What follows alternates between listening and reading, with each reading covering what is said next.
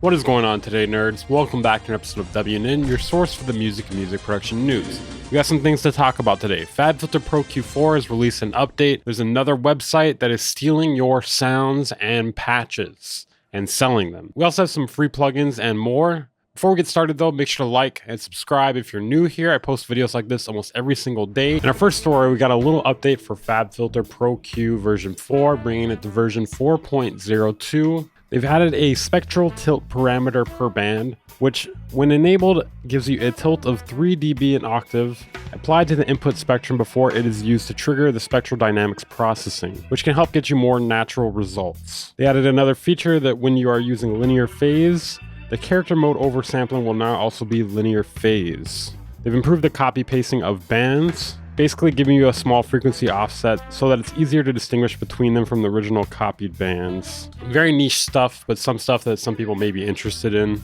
When the instance list is used in a DAW that doesn't report the instance track index, so Pro Tools or Logic, industry standard by the way, instances are now sorted by track name using an improved algorithm that compares numbers in a natural way. So track 2 will be sorted before track 10. When you're dealing with this instance list, it can really become a mess with large projects. The rest of it are just general bug fixes, not going to go through all of those. You can check that out on the screen if you're interested. Just pause the video. I don't know why I'm telling you how to do this. This update will cost you $60. I probably got a few of you. It's free. It's free. Isotope would though. In our next story here, we actually got a little bit of an exposed piece. Now this isn't really shocking. We've talked about websites like this in the past, and another one has popped on my radar. I'm not even sure. We may have talked about this one in the past, but if we have, hey, a little update, I guess. So this actually popped on my radar because of Nasco. Nasco sent me a message talking about how this website has a bunch of stolen content. It's got his patches, it's got a bunch of splice stuff. It's basically scraping everything off the internet. And this website is audioloops.com. Now, when you go on the website, interestingly enough, you get messaged by a customer support agent named Jack, which is interesting because they are jacking all your shit. If you're gonna buy things, if you're gonna buy stuff and you're gonna buy things, maybe don't buy them on websites like this. So just to show you here, let's see what we can find on here really quickly. Yeah, so all of Nasco's stuff is here, stolen of course, all of it, tons of it. Basically everything. I know Nasco said he had not given them permission to be selling this, so just based on that we can assume that basically virtually everything on here is stolen and being sold without permission. When you search splice on here, a million things pop up. I'm gonna be honest, if you were to just buy stuff on here, you might as well just be stealing it.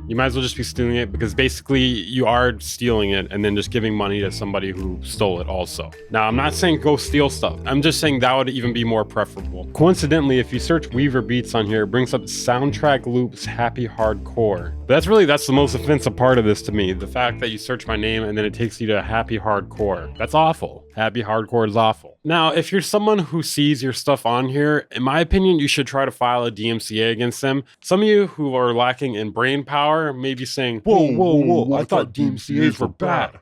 Weaver, you're always criticizing people copyright striking and DMCAing things. Let me explain this for you here. There are actually cases where DMCAing is the proper thing to do. This one involves stealing and re-uploading content without altering it in some fashion. There are use cases for a DMCA, generally when people are stealing your shit. They even got Busyworks Beats wavy guitars, the soul gripping guitars. They ripped the soul gripping guitars out of his hand. Hold on a second. I'm gonna do God's work here. Everything on this site is stolen. My name is Simon Servita, by the way. In our next story here, it looks like we got another Soothe copycat, I think we would call this. I don't know, maybe not exactly. So this is from Camp David Audio Suite. You can see the plugin here and it looks very veiny, a little marble-esque. I don't know if it's just me, but I feel like the same guy's been designing like 50% of the UIs out here. Either that or they're all copying each other's homework. Am I off base here? So it is a plugin that is marketed to give you effortless clarity control and dial in the perfect amount of clarity. I don't know why that's funny to me. Instantly clean up your mix. It definitely feels like they may be overselling it here a bit. I don't know, I haven't tried it. Instantly clean up your mix.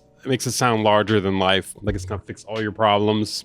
They might as well just say, dial in the perfect amount of clarity and fix all your problems. Studio grade quality made simple. Obviously, it is very simple. It's got 5 knobs. We've bottled our studio's proven settings into an affordable, easy use plugin that brings out the best in any track. Marketing is definitely doing a lot of heavy lifting here.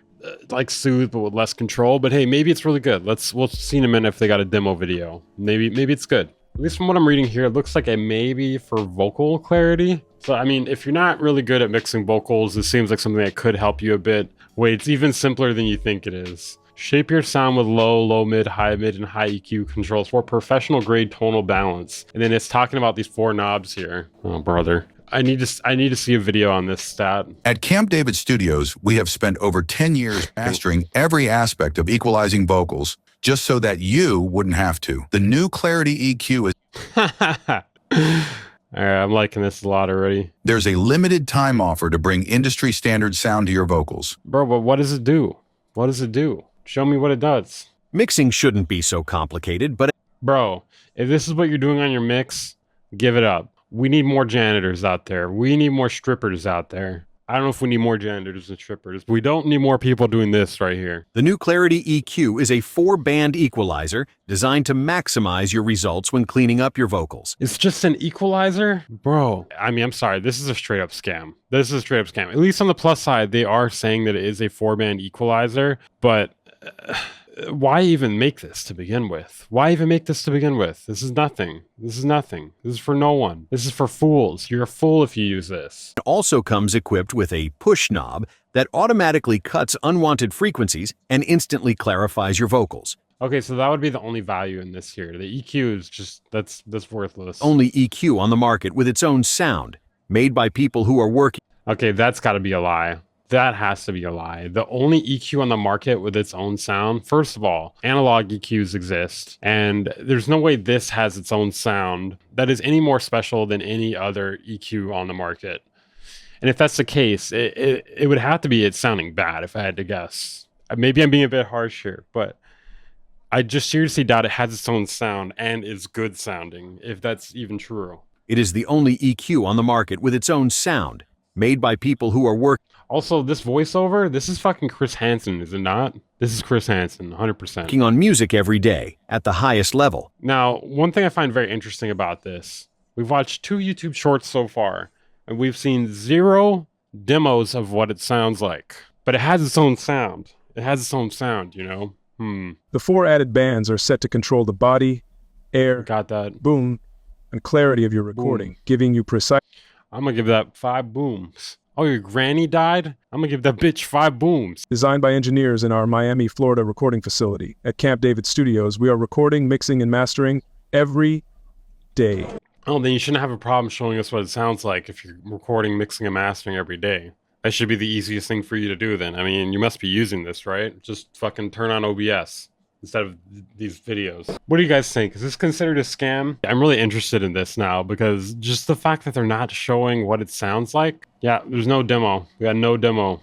All right, there's your scam of the day, guys. I don't know. I'd be very surprised to find out if this was really worked on by people with credits or Billboard #1s, Grammy nominations. Tony Black, are you behind this? You would tell me if you're behind this, right? But yeah, this just goes to show you, if you want to sell your product, show it. Show the product. And I don't just mean just put it on the screen and then put a bunch of memes with it. Actually show what it sounds like. If it has its own sound, then prove your claims. All right, guys, we got another dumb fucking topic here today. This time we'll be talking about Pro Tools meters and how they affect the sound of your mix. Something that no one's ever noticed before recently because it probably doesn't matter that much, in my opinion here. Hear me out here. If it affected your sound that much that it's worth talking about, then why has no one noticed it except for this guy named Bob Horn? Now, this was talked about on the My Studio Nerds podcast, a podcast that has actually mentioned me before numerous times. Shout out to you guys. And from what I've heard, this is not a sound that you will hear after you render it. You only hear it while you are monitoring in the DAW, which on one hand, it's like, does that even matter in that case? But on the other hand, it could actually affect your mixing decisions. In my opinion, it's kind of hard to believe that it matters that much if nobody's noticed it before now. Some people think I'm crazy. The Pro Tools meters have a sound, and depending on which ones you choose, sound different. This has to be the nerdiest shit, no doubt. I feel like we're one-upping the nerdiness every week on this channel. Make sure to subscribe, by the way. I'm going to record this here, and then I'm going to change the meters and record it again. So we're going to go K14, and linear extended is the one that is supposed to be the one that he likes the best. So we'll go to linear extended. I've just got a trim plugin on here and I'm flipping the polarity. That's it. I'm going to play back and then I'm going to unmute the Pro Tools Classic. And they completely know. Well, there we have it. Thank you to Going to 11 for that test. It's been completely debunked. I'm sorry, Bob Horn. You're a fucking idiot. I'm just kidding.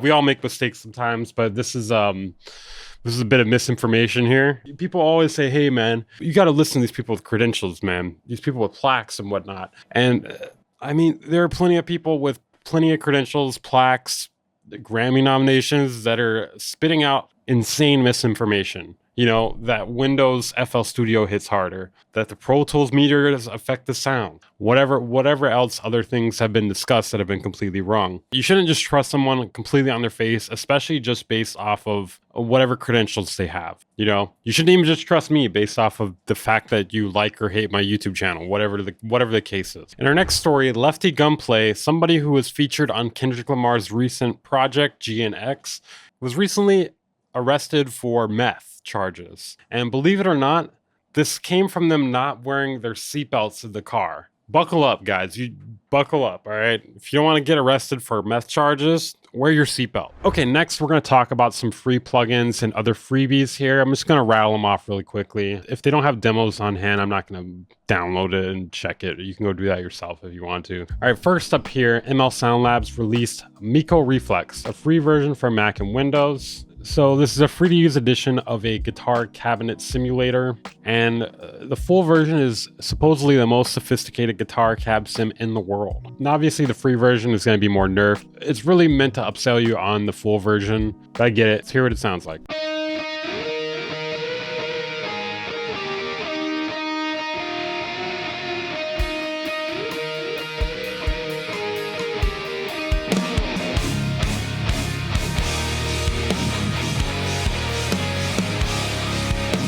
All right, next we have this thing here, Basshead Mini, a free 808 and deep bass synth. I don't even know what to say what this looks like. I don't know. Let me know in the comments what this looks like here. So it sounds a little bit like a Rompler, just 10 presets. So not very complex here. Let's just hear what it sounds like.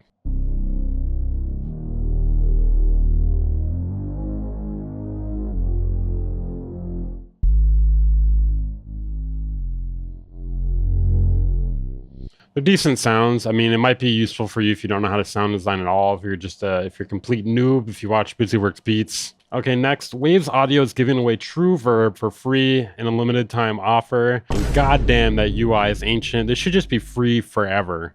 You know, this is like a Windows 95 type plugin. This makes Reaper stock UIs look advanced. Yeah, well, it actually came out in 1997, so that's insane. This is insanely old. So in order to get this, you have to go to the Waves website below and click Get True Verb for free. If you're curious what it sounds like reverb, okay? It sounds like fucking reverb. Okay, that is it for this episode of WNN. Thank you for tuning in. Make sure to hit the like button, subscribe if you're new here to stay updated on the music and music production news, mostly music production news. Check out my second channel if you haven't. That'll be linked down in the description for even more content. Sometimes it's even more fun and funny.